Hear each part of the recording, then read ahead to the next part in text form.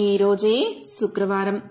మహాలక్ష్మీదేవికి ఎంతో ప్రీతికరమైన రోజు. ఈ కథలను వింటే చాలు జన్మల పాపాలు తొలగి లక్ష్మీ కటాక్షం కలుగుతుంది.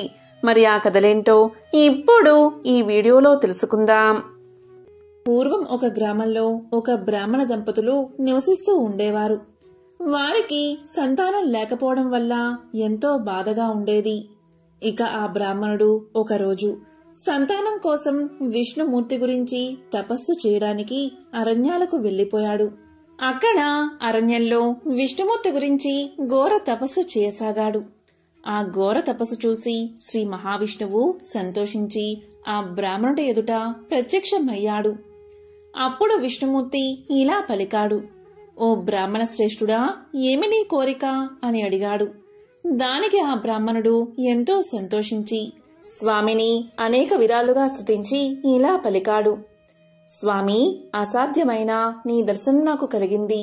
నేను ఒక పేద బ్రాహ్మణుణ్ణి, నాకు సంతానం లేదు, నాకు సంతానం కలిగేలా దీవించు అని వేడుకున్నాడు. అప్పుడు శ్రీ మహావిష్ణువు బాగా ఆలోచించి ఇలా అన్నాడు, చూడు బ్రాహ్మణ శ్రేష్ఠ, నీకు భర్త చనిపోయినా ఆడపిల్ల సంతానంగా కావాలా, లేదా ఆయుషులేని మగబిడ్డ కావాలా, కోరుకో అన్నాడు. అప్పుడు ఆ బ్రాహ్మణుడు బాగా ఆలోచించి, స్వామి, చనిపోయే కొడుకు నాకు ఎందుకు, నాకు ఆడపిల్లే కావాలి అని చెప్పాడు. దీంతో శ్రీ మహావిష్ణువు, సరే బ్రాహ్మణుడా, నీ కోరిక తప్పక నెరవేరుతుంది అని ఆశీర్వదించి అంతర్ధానమయ్యాడు. ఇక ఆ బ్రాహ్మణుడు అడవి మార్గంగా ఇంటికి చేరుకున్నాడు. కొన్నాళ్లకు భార్య గర్భం ధరించి 12 ఆడపిల్లను కన్నది. తల్లిదండ్రులు ఆమెకు విష్ణుమూర్తి వరం వల్ల పుట్టింది కాబట్టి నారాయణమ్మ అనే పేరు పెట్టారు. ఆమెకు యుక్త వయసు రాగా వివాహం చేయాలని ఆ బ్రాహ్మణ దంపతులు ఎందరినో కలిసి ఎన్నో సంబంధాలు చూశారు. కానీ నారాయణమ్మను చేసుకోవడానికి ఎవరూ ముందుకు రాలేదు. ఇక చివరకు తల్లిదండ్రుల విచారంతో అడవికి వెళ్లి కనీసం ఒక రాతితోనైనా పెళ్లి చెయ్యాలి అనుకుని ఆ ఆడపిల్లను తీసుకెళ్లారు. ఆ అడవిలో శ్రీకృష్ణుడి విగ్రహాన్ని చూసి ఆ శ్రీకృష్ణుడితో ఆమె వివాహాన్ని జరిపించారు. ఇలా వివాహం జరిగిందో లేదో అలా ఆ విగ్రహం బద్దలై పిండి అయిపోయింది. దీంతో నారాయణమ్మ ఎంతో బాధపడి గోరున ఏడ్చింది. ఇక తల్లిదండ్రులు ఎంతో దుఃఖించి ఇంటికి తిరిగి వెళ్లిపోయారు. కొంతకాలానికి నారాయణమ్మ తన బాధను విష్ణుమూర్తికి చెప్పుకోవడానికి విష్ణుమూర్తి గురించి తపస్సు చేయసాగింది. ఇలా జరుగుతూ ఉండగా కొన్నాళ్లకు నారాయణమ్మ తల్లిదండ్రులు కూతురు గురించి బెంగపెట్టుకుని చనిపోయారు. ఇక నారాయణమ్మ ఇంట్లోనే తపస్సు చేసుకుంటూ ఎవరు వచ్చినా సరే నా దగ్గరకు రాకండి, నన్నేమీ అడగకండి నారాయణ అంటూ ఉండేది. అలా అడుక్కునేవాళ్లు అలా వాకిలి దగ్గరకు వచ్చి ఆ మాటలు విని వెనక్కి వెళ్లిపోయేవారు. అందుచేత ఊళ్ళో అందరూ ఆమెను ఇంట్లో నారాయణమ్మ అని పేరు పెట్టి పిలిచేవారు. అలా తపస్సు చేస్తూ నారాయణమ్మకు ముసలితనం వచ్చింది. ఇలా ఉండగా ఒకరోజు ఆమె తపస్సుకు మెచ్చి శ్రీ మహావిష్ణువు ఆమెను పరీక్షించాలని ఒక కాకి రూపంలో వచ్చి కావు కావుమని అరుస్తూ ఉండగా నారాయణమ్మ ఆ సమయంలో ఇల్లు అలుకుతూ అలుకుగుడ్డతో కాకిని కొట్టింది. దీంతో కాకి రూపంలో ఉన్న శ్రీ మహావిష్ణువు ఆ అలుకుగుడ్డను తీసుకుని వెళ్లిపోయాడు. అలా వెళ్తూ ఉండగా దాంట్లో ఒక కందిగింజ ఉండి దారిలో ఆ కందిగింజ నేలపై పడి మొక్క మొలిచింది. ఈ విధంగా జరిగిన కొంతకాలానికి నారాయణమ్మ చనిపోయింది. ఇక నారాయణమ్మ చేసిన తపస్సుకు ఆమె భక్తికి మెచ్చి విష్ణుదూతలు వచ్చి నారాయణమ్మను విష్ణులోకానికి తీసుకుపోయారు. అక్కడ విష్ణుమూర్తి నారాయణమ్మతో ఇలా అన్నాడు, నీవు నాకిచ్చిన అలుకుగుడ్డ ఇదిగో, నీవే తీసుకో, ఈ రోజు నుంచి ఇది నీతోనే ఉంటుంది అని చెప్పాడు. అంతేకాదు, నారాయణమ్మ, నీవు నాకిచ్చిన ఈ అలుకుగుడ్డలో ఒక కంది గింజ ఉంది, అది భూమి మీద పడి ఒక చెట్టుగా మొలిచింది. ఈ అలుకుగుడ్డ ఆ కంది చెట్టు రెండూ నీవే, ఈ రెండే నీవు సంపాదించుకున్నావు అన్నాడు శ్రీ మహావిష్ణువు.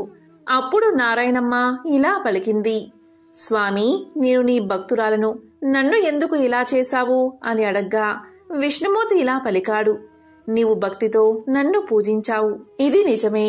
కాని నీవెప్పుడూ ఏ దానమూ చేయలేదు. కనీసం ఒకరికైనా అన్నాన్ని పెట్టలేదు. ఒకరికి కూడా భిక్ష వేయలేదు. దాన ధర్మాలు అసలే లేవు. కాబట్టి నీవు ఆ కంది చెట్టుపై పురుగువై తిరుగుతూ ఉండు అన్నాడు శ్రీ మహావిష్ణువు. దీంతో నారాయణమ్మ పురుగ్గా మారి ఆ కంది చెట్టుపై తిరుగుతూ ఉండేది. ఇలా కొంతకాలం గడిచింది. ఇక విష్ణుమూర్తి ఆ చెట్టుపై తిరుగుతున్న పురుగు రూపంలో ఉన్న నారాయణమ్మతో ఇలా అంటాడు.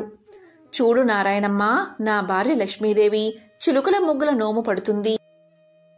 ఆమె నీ దగ్గరకు వచ్చినప్పుడు ఒక బిందువును దారపోస్తే వస్తానని చెప్పు అంటాడు మహావిష్ణువు. దానికి సరే అంటుంది నారాయణమ్మ. ఇక కొంతకాలానికి లక్ష్మీదేవి చిలుకల ముగ్గుల నోము పట్టి నారాయణమ్మను పిలవడానికి అక్కడికి వస్తుంది. ఆ సమయంలో నారాయణమ్మ విష్ణు మహిమతో బంగారు విగ్రహమై ఇంట్లో ఉంటుంది. శ్రీ మహాలక్ష్మి వచ్చి నారాయణమ్మను పిలవగా నారాయణమ్మ ఇలా పలుకుతుంది. అమ్మా లక్ష్మీదేవి, నాకు ఒక బిందువును ఫలాన్ని దారపోస్తే నేను వస్తాను అని అంటుంది. దానికి నారాయణమ్మ ఒప్పుకోగా లక్ష్మీదేవి నారాయణమ్మను తీసుకుపోతుంది. ఇక లక్ష్మీదేవి నోము పట్టి నారాయణమ్మను నీకేం కావాలో కోరుకో అంటుంది. దానికి నారాయణమ్మ, అమ్మా నీ పాదభక్తి తప్ప నాకేమీ అక్కర్లేదు అనగా లక్ష్మీదేవి ఎంతో సంతోషించి నీకు 5వ తరం ఎప్పుడూ ఉంటుంది అని వరాన్ని ప్రసాదించింది. ఇక నారాయణమ్మ ఎంతో సంతోషించింది. ఈ చిలుకల ముగ్గుల నోమును 5 సంవత్సరాలు పట్టి 5 కేజీల బియ్యం అప్పాలు చేసి ముత్తైదువులకు దక్షిణ తాంబూలాలతో ఇవ్వాలి. ఈ వ్రతకథను ఎవరైతే వింటారో వారికి వ్రత ఫలం లభిస్తుంది. శ్రీ శుక్రవార లక్ష్మీ కథ. పూర్వకాలంలో సుమేధుడు అనే బ్రాహ్మణుడికి 7 కొడుకులు ఉండేవారు.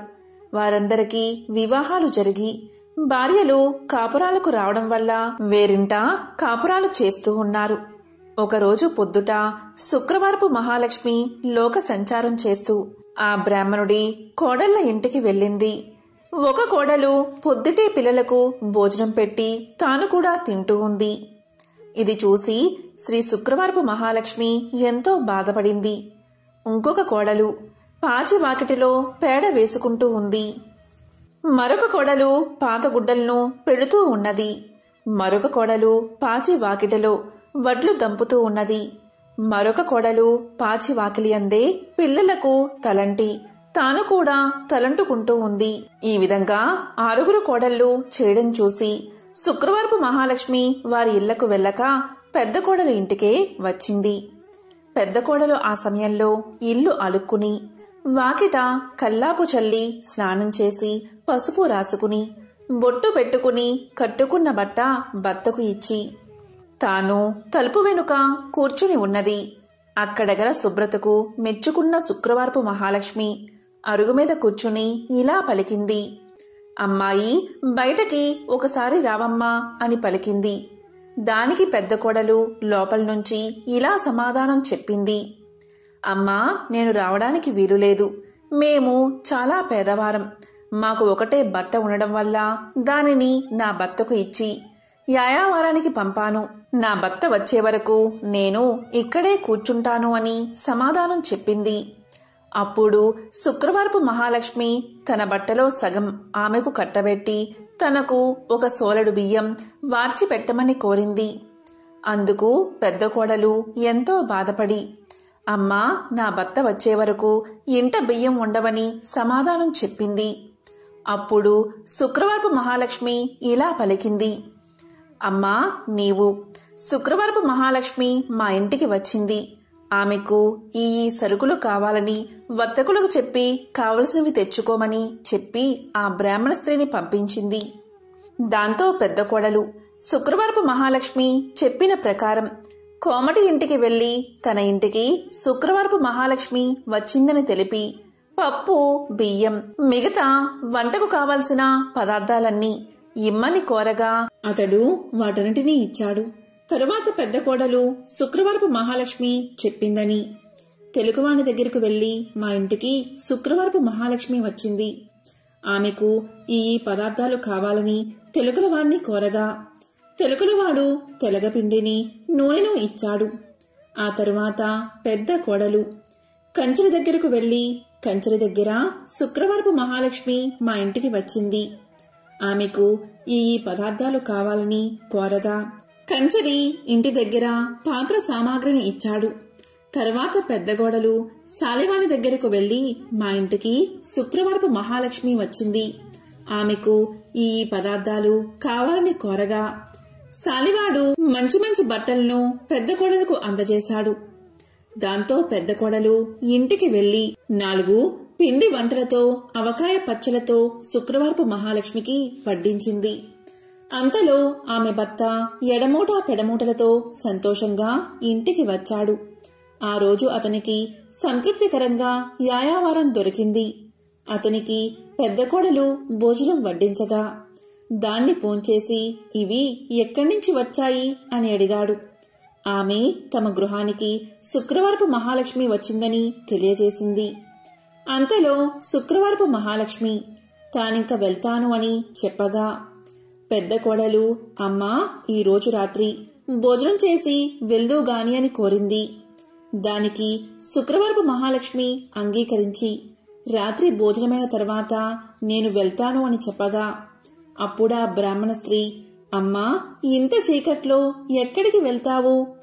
రేపటి ఉదయమే వెళ్దూగానిలే అని పలకగానే దానికి శుక్రవారపు మహాలక్ష్మి సమ్మతించి నిద్రపోయి కొంత రాత్రికి లేచి తనకు కడుపు నొప్పుగా ఉన్నదని తెలియచేసింది. బయటికి వెళ్లి వస్తానని చెప్పగా అందుక బ్రాహ్మణ స్త్రీ చీకటిలో వీధిలోకి వెళ్లవద్దు అని ఓ మూలన కూర్చోమని చెప్పింది. మహాలక్ష్మి అదేవిధంగా 4 మూలలోనూ కూర్చుని తెల్లవారే వేళకు మాయమైపోయింది. ఆ బ్రాహ్మణ స్త్రీ నిద్ర మేల్కోగాని ఇల్లు బాగు చేయడానికి చీపుర్ని చేతబట్టి గది యొక్క 4 మూలలా చూసింది. 4 మూలల్లోనూ 4 బంగారు కుప్పలు ఉండడం చూసి ఆమె ఎంతో ఆనందం చెంది భర్తకు ఆ విషయాన్ని తెలియజేసింది. అప్పుడు భర్త తమ ఇంటికి వచ్చిందని సాక్షాత్తు మహాలక్ష్మీదేవే అని భావించి తమపై ఆమె చూపిన దయను తలుచుకుని ఎంతో సంతోషంతో భార్యతో కలిసి శుక్రవార నోమును నోయించుకుని భాగ్యాలను బడసి భక్తి విడువక సంతోషంగా కాలాన్ని గడిపాడు. ఇదే శ్రీ శుక్రవారపు లక్ష్మీ కథ. ఎవరైతే ఈ కథను భక్తి శ్రద్ధలతో వింటారో లేక చదువుతారో వారికి దరిద్ర బాధలు తొలగి సకల ఐశ్వర్యాలు కలుగుతాయి. ధనం మూలం ఇదం జగత్ అనేది అందరికీ తెలిసిన విషయమే. జీవ సమస్తానికి ధనమే మూలం. ధనం లేకపోతే ఆహారం లభించదు. కాబట్టి అలాంటి ధనానికై ఎల్లరూ శ్రీ ధనలక్ష్మీదేవిని ఆరాధించాలి. ఆమె దయకలవాడే కలవాడు. ఆమె దయలేనివాడు లేనివారిలోని లెక్క. ధనం చాలా విలువైనది. ఇది అందరికీ తెలిసిన విషయమే. కాబట్టి ధన ప్రాప్తికై శ్రీ మహాలక్ష్మీదేవిని ఆరాధించాలి. ధనాది దేవత అయిన ఆ శ్రీ ధనలక్ష్మీదేవిని ఆరాధించి ఆమె అనుగ్రహాన్ని పొందాలి. ఆ అమ్మ దయకు పాత్రులై ధనవంతులైన అసంఖ్యాక భక్తులలో ఒకరిద్దరి విషయాలు ఇప్పుడు తెలుసుకుందాం. అదే సమాధి కథ. పూర్వం సమాధి అనే ఒక వైశ్యుడు ఉండేవాడు. అతడు విపరీతంగా ధనాన్ని సంపాదించాడు. దానితో అతనికి ధన గర్వం వచ్చింది. కొత్తలో అంతా లక్ష్మీ కటాక్షమే అనేవాడు అతను. రాను రాను దేవుడా లేక దెయ్యమా, నా తెలివితేటలతోనూ బోలెడు పెట్టుబడితోనూ వ్యాపారం చేశాను, అందుకే సంపాదించాను, అంతా నా గొప్పతనమే అండం మొదలుపెట్టాడు. హితవు చెప్పేవారిని కసిరేవాడు. తనకు వంత పాడేవారిని చేరదీసేవాడు. అలా అతని చెంత చేరిన భజన పరులందరూ కూడా అతని వద్ద ధనం తీసుకుంటూ ఉండేవారు. అందుకుగాను వారా సమాధితో కలిసి దైవ దూషణలు కూడా చేస్తూ ఉండేవారు. తద్వారా వారి వద్ద డబ్బు నిలిచేది కాదు. సమాధి వారికి ఎంత ఇచ్చినా అదంతా ఏదోలాగా ఖర్చయిపోతూ ఉండేది. పనికిమాలిన వారికి అనవసరపు ఖర్చులకు డబ్బు ఇచ్చి ఇచ్చి అవసరానికి డబ్బు లేక దాబోసరికి తన పలుకుబడిపై అప్పులు చేసి చేసి అవి తీర్చలేక సమాధి దరిద్రుడైపోయాడు. అతడు పెద్దలను ఆశ్రయించాడు. అప్పుడు పెద్దలు ఇలా పలికారు: దైవమున ఏమున్నది, అంతా నీ గొప్పే అన్నావు కదా, నీ గొప్ప నీవే చూసుకో, ఇక్కడ్నుంచి వెళ్ళిపో అని తరిమేశారు. మరికొద్ది కాలానికి కొడుకులు తిరగబడ్డారు. అప్పుల వారు అల్లరి చేయడం మొదలుపెట్టారు. గొప్ప దరిద్రం కలిగినది. చివరికి భార్య కూడా ఎదురు తిరిగినది. నీ వంటి దరిద్రుడితో నేనుండలేను అని చెప్పి పుట్టింటికి వెళ్ళిపోయింది. రుణదాతలకు కుటుంబ ఘాతకులకు వెరచి ఒకానొక రాత్రివేళ సమాధి అడవుల పట్టిపోయాడు. ఈ సమాధి గురించి బాగా తెలిసిన ఒక మిత్రుడు అతనికి సహాయం చెయ్యాలి అనుకున్నాడు. కాని తక్కిన వ్యాపారులు అడ్డుపడుతూ ఉండడం వల్ల ఒకరోజు ఆ మిత్రుడు ఒక చేతికర్ర దొలిపించి అందులో ఖరీదైన వజ్రాలు వేసి సమాధికి ఇచ్చాడు. అప్పుడా మిత్రుడు సమాధితో ఇలా పలికాడు, సమాధి, నీవు దరిద్రంచే బాధపడుతూ ముసలివాడివలే అయిపోయావు. నేను ప్రత్యక్షంగా ధనమిస్తే ఇతర వ్యాపారులతో నాకు గొడవ వస్తుంది. కాబట్టి నీ చేతికి ఊతంగా ఈ కర్రను తీసుకో అని చెప్పాడు. దానికి సమాధి ఎంతో బాధతో ఆ చేతికర్ర తీసుకుని ఆ చేతికర్రతో సంతకు వెళ్లి ఆ చేతికర్రను సంతలో ఎవరో పొరుగువాడికి చవకగా అమ్మేసి దానితో వంట సరుకులు కొనుగోలు చేశాడు. సమాధి చేసింది విని మిత్రుడు ఎంతో బాధపడ్డాడు. సమాధి యొక్క దరిద్రావస్థను ఎలాగైనా తప్పించాలని ఆ మిత్రుడు మరొకసారి సమాధిని పిలిచి ఇలా పలికాడు, సమాధి, ఈ గుమ్మడికాయ తీసుకో అని ఒక గుమ్మడికాయ ఇచ్చాడు. దాని నిండుగా బంగారు కాసులు పోసి ఇచ్చాడు. ఇంటికి వెళ్లి దాన్ని పగలగొడితే ధనం కనిపిస్తుంది కదా అని ఆ మిత్రుడి ఆలోచన. కాని సమాధి ఆ గుమ్మడికాయను వేరొక కూరగాయల వ్యాపారికి అమ్మేసి ఆ చిల్లరతోని ఇంటికి వెళ్లిపోయాడు. మిత్రుడు సహకరించిన ఆ సహాయం పొందక దరిద్రబాధలు భరించలేక సమాధి ఒకరోజు అడవులకు పోవడానికి నిశ్చయించుకున్నాడు. ఇది తెలిసిన అతని మిత్రుడు మార్గమధ్యలో మోహరీలు గుట్ట పోయించాడు. కాని సమాధి ఆ దారికి రాగానే ధనలక్ష్మి కళ్ళలో పడినది. అతని కళ్ళు నలుపుకుంటూ పోయి పోయి మొహరీల గుట్టపై పడి, చీచి, ఎవరో దారిలో రాళ్లగుట్ట పోశారు అని వాటిని అటూ ఇటూ చిమ్మి కళ్ళు నలుపుకుంటూ తన దారిన తాను పోయాడు. అంతా మిత్రునికి చూపి, చూసారా, ధనలక్ష్మి యొక్క అనుగ్రహం తప్పితే ఎలా అవుతుందో, మనమెంత మంచి చేసినా వంచింపబడుచూ ఉంటాడు అని చెప్పాడు. తరువాత సమాధి అడవులకు చేరుకుని తన కష్టాలకై ఏడుస్తూ ఉండగా ఒకానొక ముని అతన్ని చూసి అతని దీనకథను విని ఇలా పలికాడు, సమాధి, కేవలం ధనలక్ష్మిని తూలనాడి ఆమె పూజకు ఆటంకం కలిగించడం వల్లే నీకీ కష్టం కలిగినది. ఇంతకు మించి మరొకటి లేదు. నా మాట విని ధనలక్ష్మీదేవిని పూజించు. ధనం నీకు సమకూరుతుంది. ఆమె బీజమునే జపించు అని పలికి మంత్ర బీజాన్ని చెప్పి జప విధానం చెప్పి మహర్షి వెళ్లిపోయాడు. సమాధికి మరొక మార్గమేది కనబడకపోవడం వల్ల గతిలేని వాడై ఆ మంత్రాన్ని జపించసాగాడు. అలా చెయ్యగా చెయ్యగా ఒకనాడు అతని భార్య ఆ అడవిలోనే తారసపడినది. పెళ్లి చేశాక భర్త సజీవుడై ఉండగా ఆడది పుట్టింట ఉండరాదు. కష్టమో సుఖమో భర్తతోటే లోకం. పొమ్మని ఆమె పుట్టింటివారు తరిమేశారని చెప్పింది. ఆమె తనతో తెచ్చిన స్వల్ప ధనాన్ని సమాధికి ఇచ్చి క్షమించమని కోరింది. అతి త్వరలో దీపావళి రాబోవుచుండడచే సమాధి ఆదనంతో నగరానికి వెళ్లి తగు సామాగ్రలు కొని అదేవిధంగా పురోహితుడికి క్షమాపణ చెప్పుకుని తనతో పాటు అడవులకు తీసుకువచ్చాడు. దీపావళి రాత్రి యథావిధిగా యథాశక్తిగా ధనలక్ష్మీ పూజను చేసుకున్నాడు సమాధి.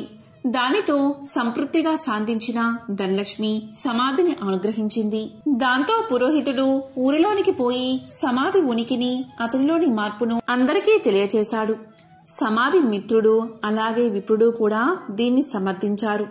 అవును, అమ్మవారిని కించపరచడం వల్లే అతనికి ఇటువంటి గతి పట్టింది కాని సమాధి చెడ్డవాడు కాడు అని మరీ మరీ చెప్పగా ఇతర వ్యాపారులు కూడా ఆలోచించి సమాధిని తిరిగి ఊరిలోకి పిలిచారు.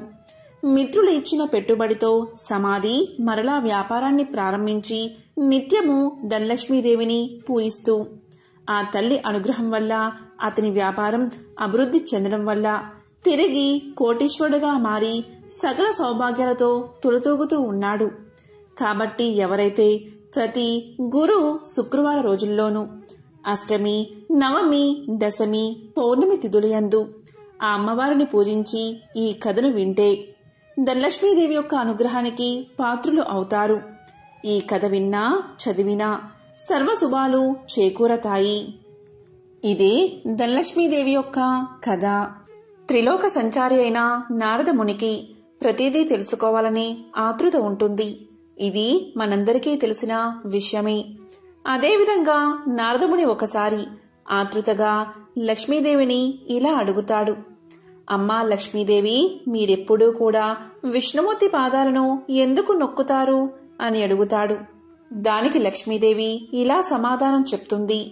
మానవుల నుండి భగవంతుడి వరకు గ్రహాలన్నీ తన్ను ప్రభావితం చేస్తాయని లక్ష్మీదేవి సమాధానం చెప్తుంది.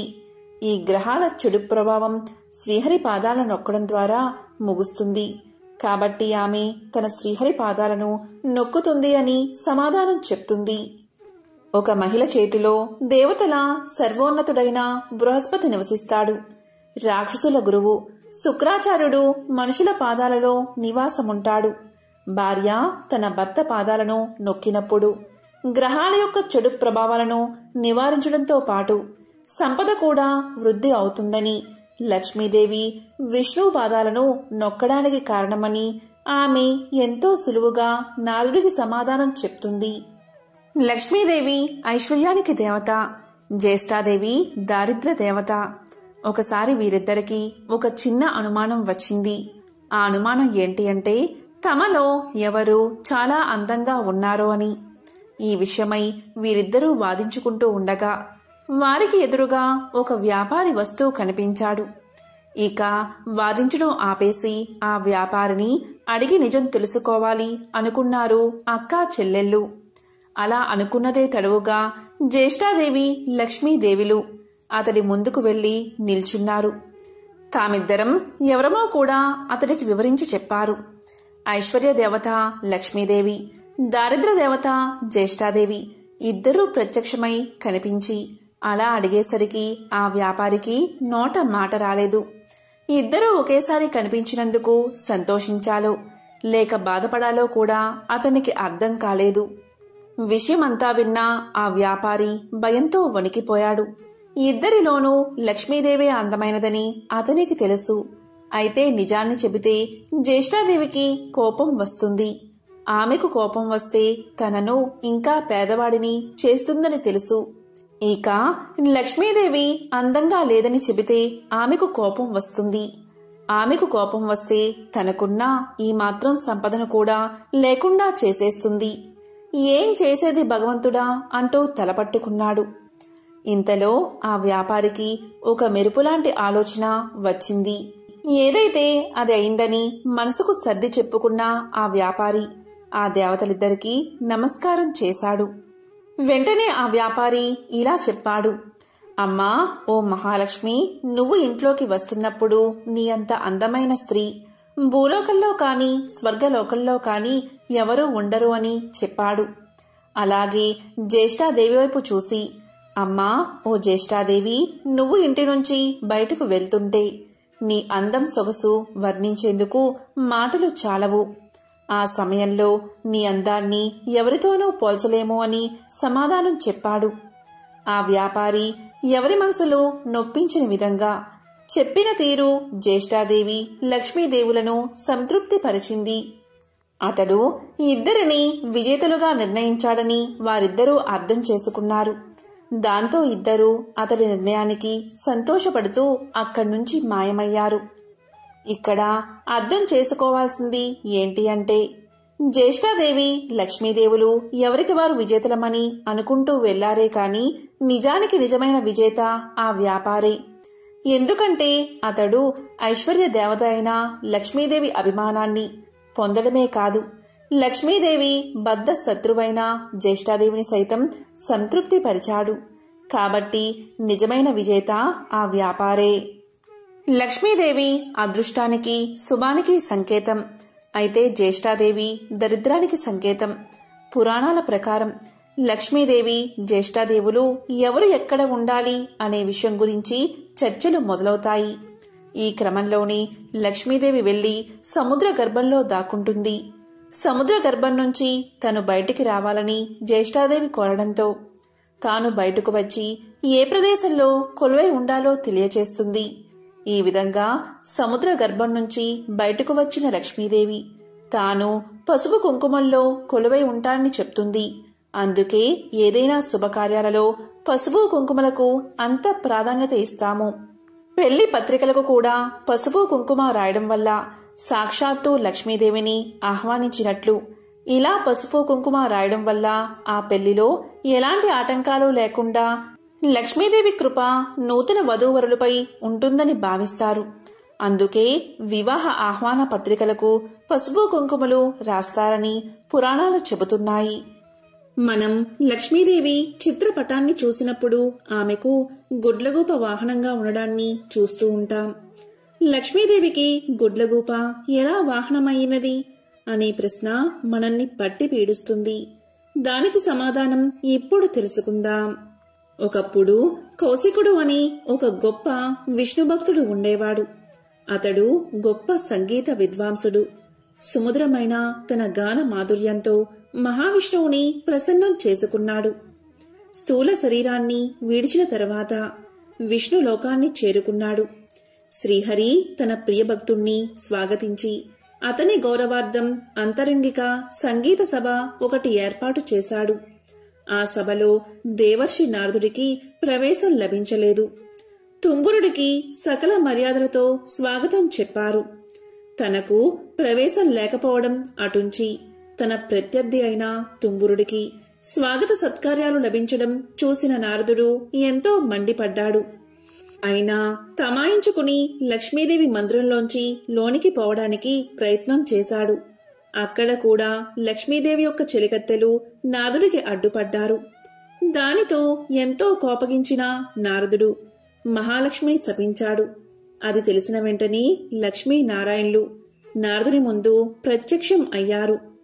తమను మన్నించమని వేడుకున్నారు. అప్పటికి నారదుడి కోపం శాంతించింది. తన తొందరపాటుకు పశ్చాత్తాపం మొదలైనది. శరీరమంతా చెమటలు పట్టాయి. కీలరిగి వాత పెట్టడం బాగా తెలిసిన నారాయణుడు చేసిన దానికి సిగ్గుపడుతున్న నారదుణ్ణి చూసి ఇలా పలికాడు. నారదా, నీ కోపం కారణం నాకు తెలుసు. నిజానికి భక్తి జ్ఞానములయందు శీలవత్తములయందు తుంబురుడు నీకన్నా కపటి కాడు, గర్విష్ఠుడు కాడు. కపట భక్తిని ప్రదర్శించేవారు ఎన్ని తీర్థాలు సేవించినప్పటికీ వ్యర్థం. భక్తి శ్రద్ధలతో నన్ను కొలిచేవారికి అవశ్యం వశుడనే. సంగీతం చేత నన్ను చేరవచ్చునని చాటి చెప్పడానికే కౌశిక తుంబురులను నేను సత్కరించాను.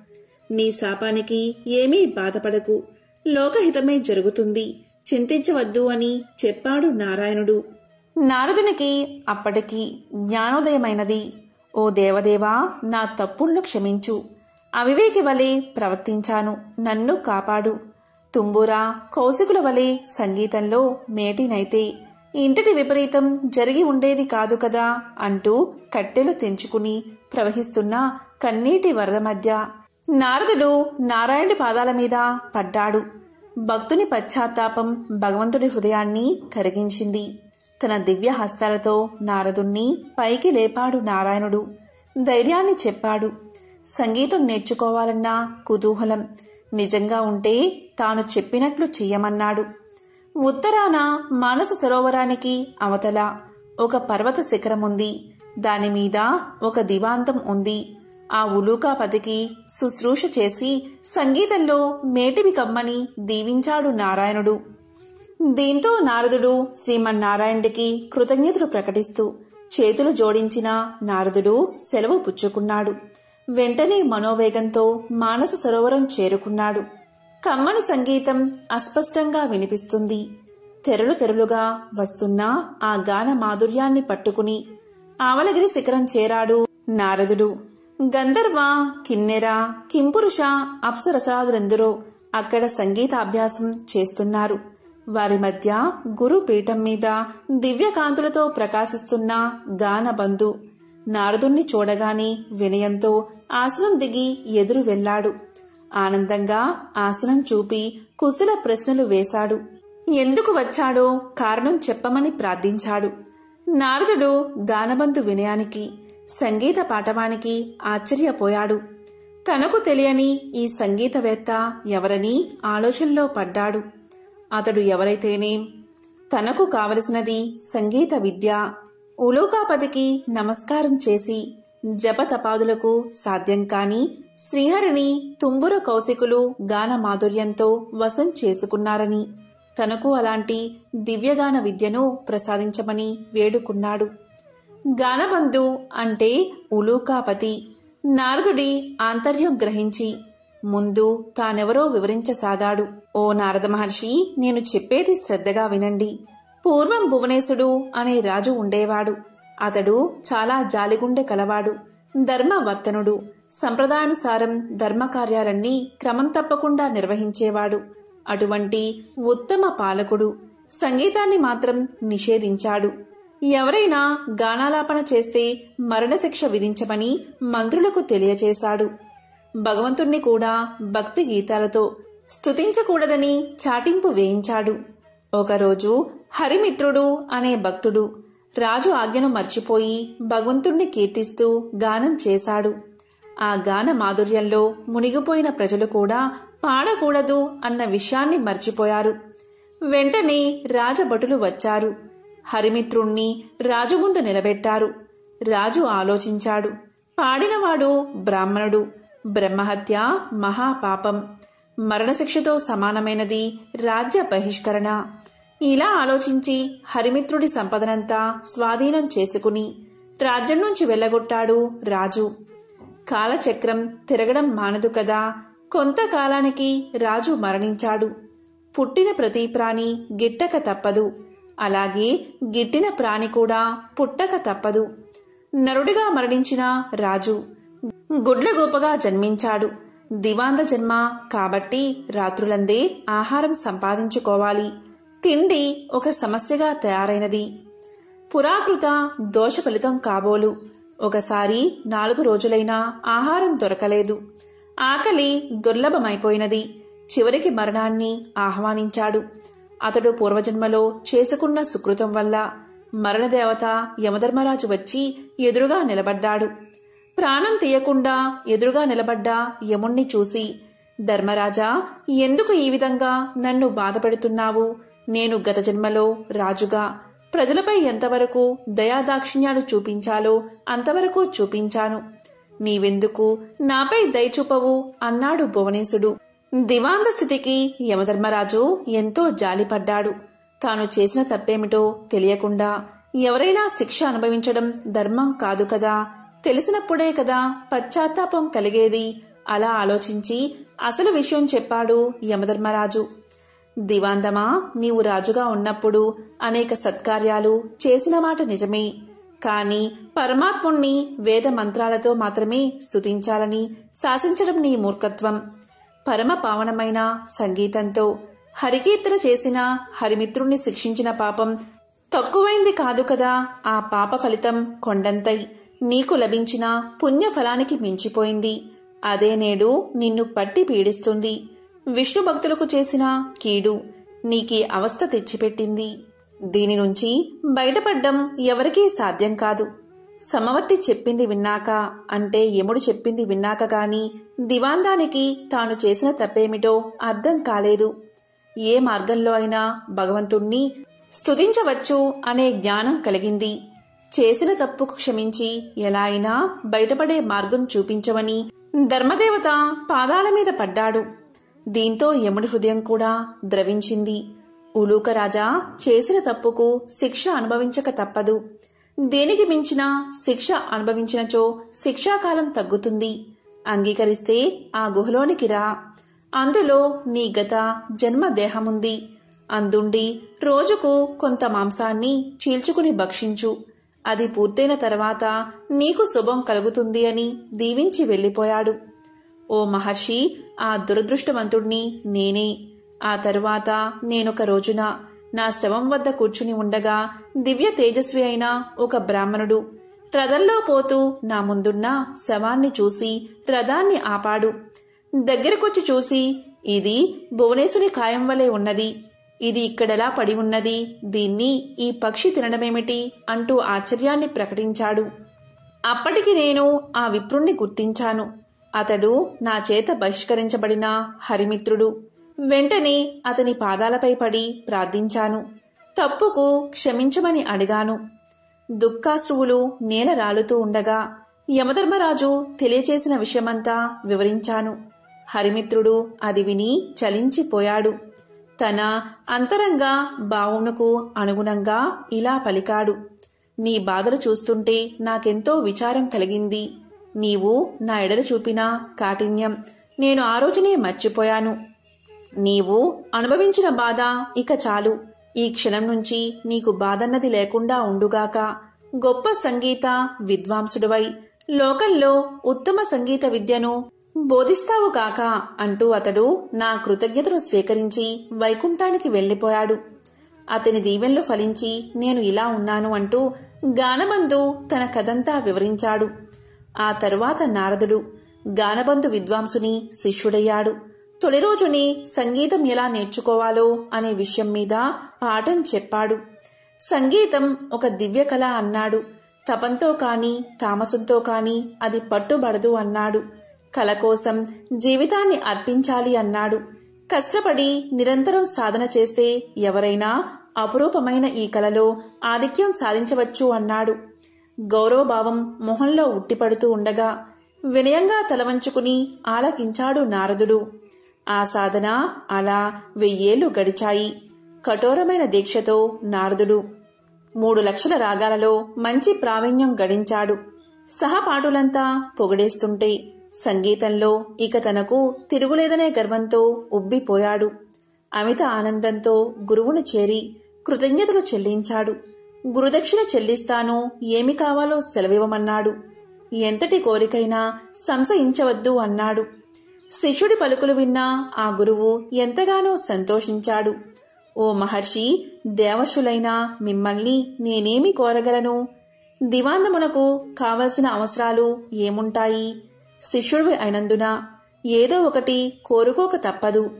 ఈ ధరాతలం నిలిచి ఉండే వరకు సంగీత కళతో పాటు నేను సైతం లోకంలో గుర్తుండేలా వరాన్ని ప్రసాదించు అని తన మనసులోని మాటను బయటపెట్టాడు. అప్పుడు నారదుడు విశాలంగా నవ్వాడు. ఓ గురువర్యా, ఇది మరీ చిన్న కోరిక.